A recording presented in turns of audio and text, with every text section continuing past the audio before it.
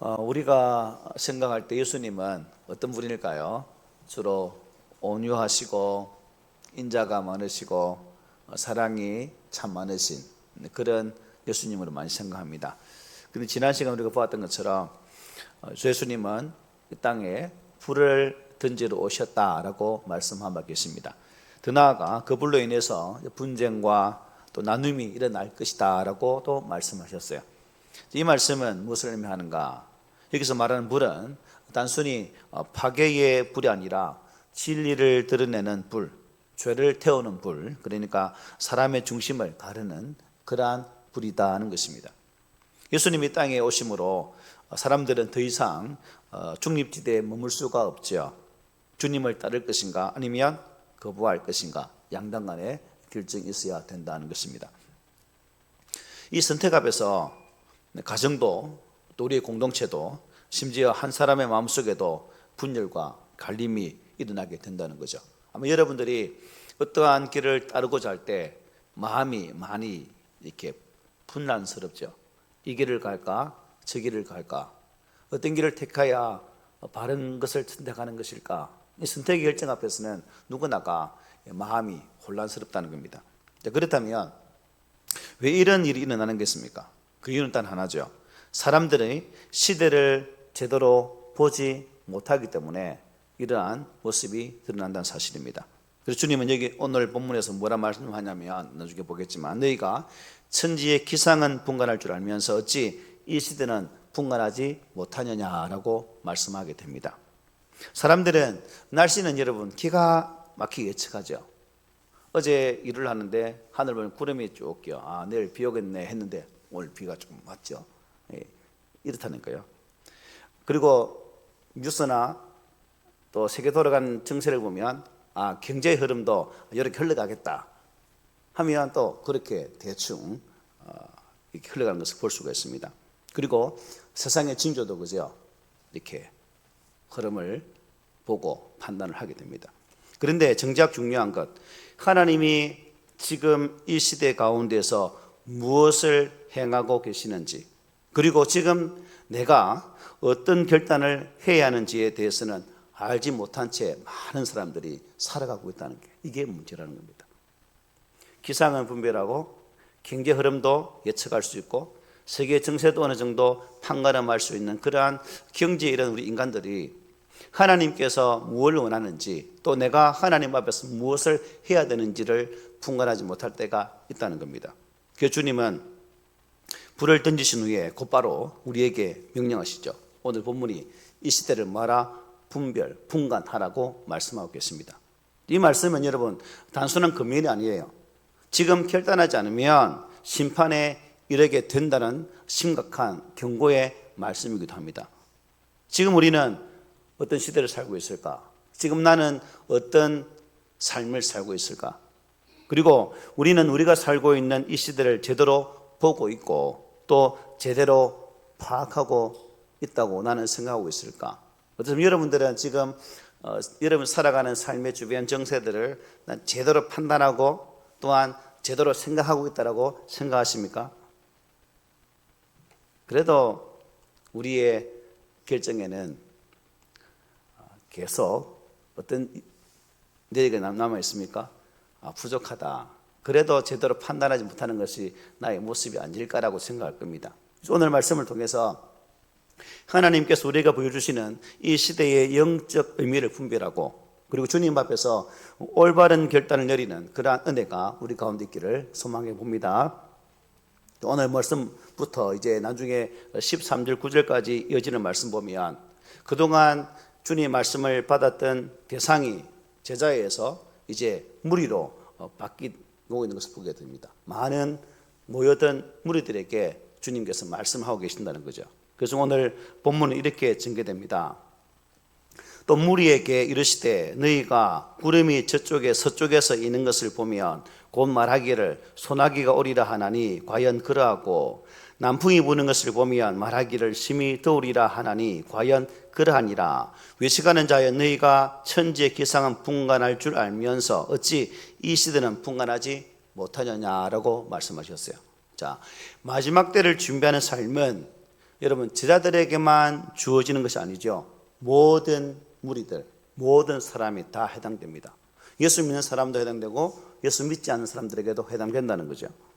예수님은 자신이 이 땅에 오심으로 이루어진 시대의 변화를 체감하지 못하는 사람들을 책망하셨어요.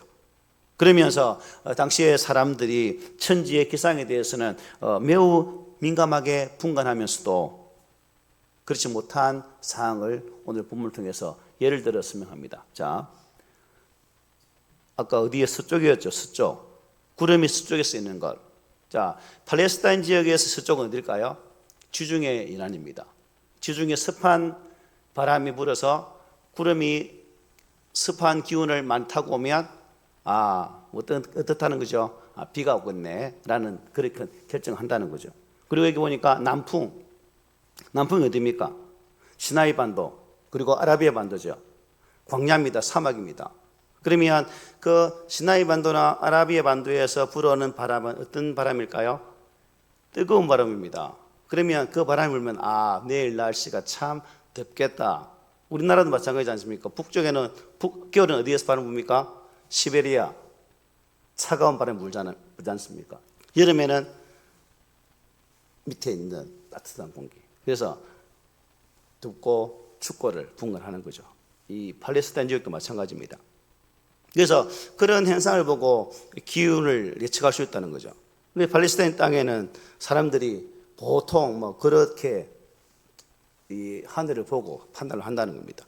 예수님은 그들을 향해서 기상의 변화는 그렇게 민감하게 분간을 잘하면서 어찌 이 시대는 분간하지 못하느냐라고 말씀하고 계신 거죠. 오늘날 우리는 예수님의 이러한 책망을 더 귀담아 들어야 됩니다. 여러분, 요즘은 장비가 얼마나 좋습니까? 인공위성이 떠 있어가지고 옛날보다 더 아주 자세하게 일주일 날씨는 물론이거니와 심지어는 1년 날씨까지 착착착 맞히는 그런 시대에 살고 있습니다. 심지어는 어떻습니까? 지진이나 해리나 이런 것도 관측을 하지 않습니까? 그만큼 그런 예측들이 발달된 시대에 살고 있습니다. 그래서 우리가 이러한 시대의 변화 속에서 또 과학의 문명의 발달 속에서 주변에 많은 것들이 예측하고 판단하는 이 시대 속에서 과연 우리가 그런 기계의 그런 과학의 발달에 매몰되어서 하나님께서 원하시는 영적인 부분에 있어의 예측을 하지 못한다면 우리의 신앙은 어떻게 될까요? 그냥 세상의 흐름 속에 일반인처럼 그렇게 살아갈 수밖에 없는 겁니다. 그렇기 때문에 저와 여러분들이 현대인들이 점점 소위에 도외시하는 이러한 구원의 문제, 영적인 문제에 대해서 보다 더 깊이 있는 관심을 가지고 하나님께서 주시는 말씀을 통해서 우리의 신앙을 돌아보고 살피면서 바른 신앙으로 나아갈 수 있도록 우리를 점검하는 자세가 이 시대에 꼭 필요하다는 것입니다. 영적 타락에 대해서는 얼마나 무관심합니까? 오늘 이 시대에 수많은 교회가 있지만 정작 하나님께서 기뻐하실 그 길을 걷기보다는 그렇지 않아요. 그러니까 말씀이나 기도나 또 공동체의 하나됨을 위한 그런 일에는 항상 등한시하면서 세상의 흐름에는 길을 쫑긋해서 많이 듣게 된다는 사실입니다. 그래서 정보하면서도 구원의 정보인 복음을 말하면 세상은 비웃지요. 조롱합니다. 아마 여러분들도 복음을 전하다 보면 세상 사람들로부터 별 좋은 소리 듣지 못할 겁니다. 아마 예수님께서 이 시대에 오셔서도 아마 같은 탄식을 하지 않았을까라고도 생각해 봅니다. 이렇게 시대를 분간하지 못하는 사람들을 예수님 뭐라 말씀하셨어요? 56절에 보면 한번 더 보겠습니다. 시작. 외식하는 자여 너희가 천지의 기상은 분간할 줄 알면서 어찌 이 시대는 분간하지 못하느냐. 외식하는 자여 라고 말합니다. 외식하는 자. 예수님은 왜 여러분 어리석은 자여라고 말하지 않고 외식하는 자라고 말씀하고 있을까? 날씨를 분간하면서 그런 지혜를 가지고 있으면서 시대의 변화를 분별할 수 없는 그들을 보고 이렇게 말씀하고 있는 거죠. 만일 여러분 그 시대를 분간할 줄 모르는 사람들이라면 어리석은 자라고 탄식했을 겁니다. 그것은 시대를 볼 수 있는 그러한 지식이나 능력 자체가 없기 때문이죠. 그러나 예수님은 시대를 분간할 능력이 있다는 거죠. 그런데도 외면하고 있다는 사실입니다. 이 땅에 구속주로 오셨지만, 메시아로 오셨지만 이스라엘 백성들은 메시아 예수 그리스도를 외면했습니다. 구약에 예언되어진 그분이 그 땅에 오셨지만 그들은 구약에 예언된 말씀은 알지만 실제인 메시아에 대해서는 관심이 전혀 없었다는 사실이죠. 그래서 주님은 모르는 척하는, 진리를 그냥 무시하는 그들을 향해서 어리석은 자라고 지금 책망하고 있는 거죠. 그렇습니다. 지식의 문제가 아니라 뭐예요? 진실의 문제예요. 진실의 문제. 오늘 이 시대에도 진리인 성경이 무너지면 우리의 신앙도 아무 의미가 없을 것입니다. 그러므로 우리가 최후의 보루인 이 말씀 위에 서서, 이 진리에 위에 서서 하나님께서 우리에게 원하시는 바의 뜻을 따라 순종할 수 있는 그 길을 걸어갈 수 있도록 부단히 수고하는 그 모습이 있어야 되는 거죠. 그러므로 우리가 주님께서 말씀하신 이 분간하라고 하신 이 시대, 자, 그렇다면 이 시대는 어떤 시대일까? 여러분이 생각할 때 주님이 분간하라고 말씀하신 이 시대는 어떤 시대일 것 같아요? 이 시대 속에는 두 가지의 중복적인 의미가 담겨 있다고 볼 수 있죠. 첫째는 지금이 바로 선지자들이 예언한 바로 그때, 즉 메시아가 도래할 시기라는 것, 즉 예수님이 약속되어진 바로 그 메시아다, 그 메시아로 오셨다는 사실을 말씀하고 있는 이때로 볼 수가 있습니다. 예수님을 통해서 수많은 변화가 나타났죠. 역사가들은 우리가 아는 것처럼 예수님의 탄생을 기준으로 어떻게 해요? 기원 전과 기원 후로 말을 하고 있습니다. 그런데 우리 그리스도인들에게는 단지 역사의 기준점이 되었다는 것보다도 율법의 시대에서 어떻게 해요? 은혜의 시대로 전환되었다는 사실이 더 중요하죠. 억압 속에서, 율법의 착취 속에서 살던 우리에게 주님은 이 땅에 오셔서 억압이 아닌 은혜로 구원하시는 길을 열어주셨다는 사실입니다. 죄종의 자리에서 하나님의 거룩한 자녀로 변화되어지는 그러한 은혜를 주님 오심을 통해서 우리에게 그 길을 열어주셨다는 사실입니다. 영적으로는 그야말로 뭐예요? 천지가 개벽된 거죠. 그것을 성취하기 위해서 예수님께서 오셨는데 사람들이 지금 그것을 애써 외면을 하고 있다는 겁니다. 비단 이것은 예수님 당시의 시대뿐만 아니라 오늘도 마찬가지죠. 오늘날에도 예수에 대해서는 사람들이 관심이 없습니다. 우리 주변을 봐도, 우리 가족을 보더라도 그렇지 않습니까? 예수 믿고 구원의 길을 가자라고 말하면 듣지를 않아요. 당시에 무리들도 그랬다는 겁니다. 예수님을 여러분 직접 따라다니면서 여러분 얼마나 수많은 이적을 보았습니까? 귀신이 쫓겨나는 기적도 보았죠. 죽었던 사람이 다시 살아나는 기적도 보았지 않습니까? 그들은 그러한 일들을 예수님 앞에 직접 목격했음에도 불구하고 예수 그리스도가 참 메시아인 것을 인정하지를 않았다는 겁니다. 그들은 우리에게 보여주는 모습이 무엇입니까? 그들이 보여주는 모습이 뭡니까?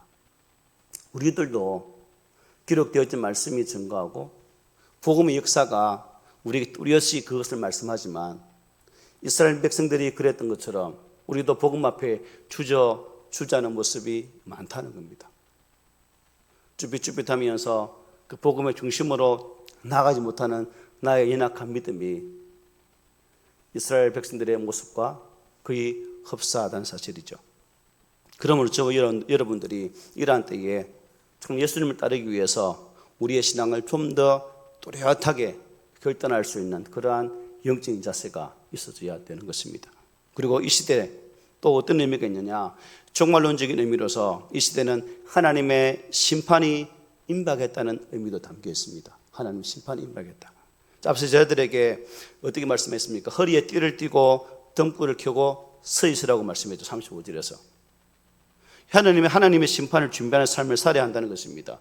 지금이 회개하고 구원을 받아야 할 때라고 말씀하셨어요. 이 두 가지 해석은 큰 틀에서 보면 하나라고 볼 수 있습니다. 예수님이 메시아로 오신 것을 깨닫고 영접하는 것이 곧 하나님의 심판을 대비하는 길이다 하는 것이죠. 그래서 예수님은 그들에게 결단을 촉구하시면서 이렇게 말씀합니다. 57절 우리 다 함께 읽어보겠습니다. 시작. 또 어찌하여 옳은 것을 스스로 판단하지 아니하느냐. 이 말씀은 시대의 분간이 그리 어려운 일이 아님을 말씀하여 주시는 것입니다. 무슨 대단한 지혜가 있어야 하는 것이 아니라는 거죠. 옳고 그런 것만 판단할 줄 알면 된다라고 말씀하고 있는 것입니다. 시대를 분간하는 일은 무슨 특별한 은사나 지혜가 필요한 일이 아니고 사리분별, 즉 옳고 그름을 판단할 줄 아는 능력만 있으면 가능하다는 거죠. 우리도 그렇게 능력이 있지 않습니까? 무엇이 참되고 무엇이 참되지 못한 거 알고 있잖아요. 그 능력만 있으면 된다는 겁니다. 기상의 변화를 읽어내는 것처럼 그저 상식을 사용하기만 하면 된다는 것을 말씀해 주고 있는 거죠. 그러면 구체적으로 상식의 예를 58절, 59절에서 말씀하죠. 내가 너를 고발하는 자와 함께 법관에게 갈 때에 길에서 하위하기를 힘쓰라. 그가 너를 재판장에게 끌어가고 재판장이 너를 옥졸에게 넘겨주어 옥졸이 옥에 가둘까 염려하라. 네게 이르노니 한 푼이라도 남김이 없이 갚지 아니하고서는 결코 거기서 나오지 못하리라 하시니라 말씀합니다. 자, 어떤 사람이 뭐예요? 법적인 다툼이 생겼다는 거죠. 상대방이 나를 고발했습니다. 그래서 함께 법정에 불려가게 된 거예요. 그래서 본문이 이렇게 말하죠. 그래서 상식적인 사람이라면 고발당한 사람이 그 사람과 함께 어떻게 길을 가다가 뭐 하라는 거예요? 하의를 하라는 거죠. 만약 하의하지 않으면 법정에 서서 네게 더 어려운 선고를 받게 될 것이라는 거죠. 저를 예를 들면 신대원 2학년 때인가 3학년 때인가 제 동생이 제게 차를 사주었어요. 집차를 사주었는데 한번 학교까지 타고 갔다가 이 차는 내가 해당이 안 된다 싶어서 그 차를 다시금 돌려주면서 기아 자동차 판매원이 가져갔어요. 팔아서 다시금 돌려주겠습니다. 이름이 저는 그 놈이 얼마나 나쁜 놈인지 이름도 아직 기억합니다. 조은당. 이름은 조은당이 나쁜 짓을 다 해요. 이놈이. 어쨌든 형님 팔아주겠습니다 하고 차를 가져가지고 사유나라 해봤어요. 못 만난 거죠. 돈을 가지고 튄 겁니다. 어찌어찌해서 이제 얘가 잡혔어요. 진주경찰서에서 연락이 와서 갔습니다. 그래, 하의를 하면 금방 갚아주겠습니다. 그래서 거기서 하의를 했어요. 바보같이. 갚았을까요? 아니요. 저만 우리 집사람 둘이서 LG 아이고 지금 생각하면 좀 가슴이 아프네. 차업 들어오니 뭐 들어오니 아이고 신학생한테 무슨 돈이 있다가 차업 들어오니 집에서 봐서 뻔한 건데 그런 일이 있었다는 겁니다. 그래서 하의를 하면 좋은 결과가 나타나는 저는 하의를 했지만 그놈의 자석은 도망가 버리고 내마 고생한 적이 있습니다. 어쨌든 주님의 재림뿐만 아니라 여러분 개인적인 종말이 가까웠다는 의미에서 그런 예를 들어 지금 말씀하고 있습니다. 시대를 분별한 사람은 남아있는 시간이 그리 많지 않다는 거죠. 그러므로 지금 이 순간 하나님과 화해하지 않는다면 어떻게 해요? 하나님의 법정에서 엄격한 심판을 받게 될 것이라는 겁니다. 하나님과의 화해, 그게 뭡니까? 회개하고 우리 인생의 주인 되신 하나님을 믿는 거죠. 내 삶을 하나님의 거룩한 손에 의탁하는 것이 회개고 화해하는 것입니다. 이 땅에 많은 사람들이 스스로가 죄인이 아니라고 뻐기며 살아가고 있습니다.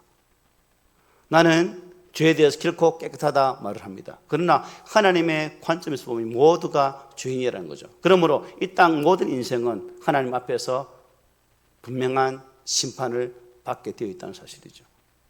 예수를 말미암아 하나님 은혜 보좌 앞에 나간 자는 이미 화해된 자이기 때문에 하나님 예수를 말미암아 죄 없다 선포하겠지만 그렇지 않는 인생들에게는 하나님 엄중한 불심판이 기다리고 있다는 사실입니다. 그러므로 저와 여러분들이 이 땅에 발붙여 살아가는 동안 이 복음의 진리가 우리의 삶을 주장하고 저와 여러분들이 또한 우리 삶의 주변 사람들에게 그들이 이 엄청난 불심판의 고통을 받지 않도록 복음을 전하는 그 사명을 감당하는 그러한 성도가 되어야 할 것입니다. 예수님은 도끼가 이미 나무뿌리에 놓였다는 말로 임박한 하나님의 심판을 예언하신 바 계십니다. 회개를 뒤로 미루는 것은 결국 하지 않는 거죠. 바꿀 수 있을 때 바꾸지 않겠다고 뻐기는 것입니다. 그래야 여러분 결국 이 사람에게는 희망이 무엇일까요? 마지막 하나님의 부끄러운 또 고통스러운 심판을 받게 된다는 사실입니다. 예수님 오늘 본문을 통해서 우리에게 말씀합니다.